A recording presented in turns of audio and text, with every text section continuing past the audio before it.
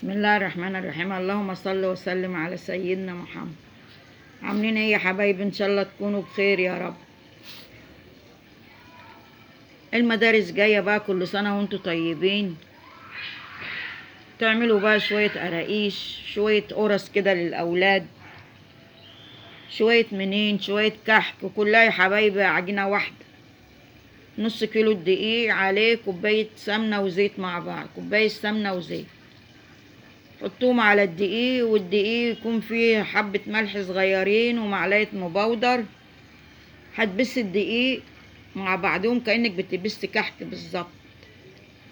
وتجيبي كوباية مية فيها معلقة سكر ومعلقة خميرة يا حبايبي، وتعجني بيهم.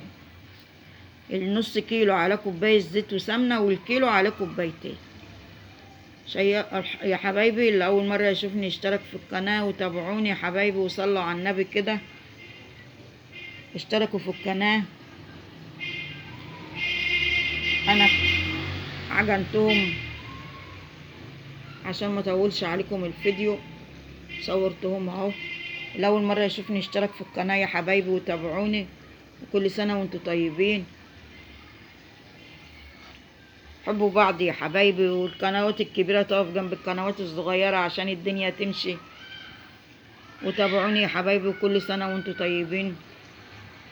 بمناسبه المدارس بقى جايه، وهنعملوا حاجات كتير للمدارس.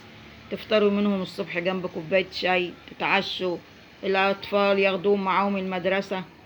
وكل حاجة فيها فايدة، وكل حاجة بتنفع. واعملي في البيت بدل ما تشتريه من بره. تشتريه من بره بيبقى غالي. طب ليه ما تجيبي كيلو دقيق او نص كيلو على قدك، واعمليهم في البيت. كلها من البيت.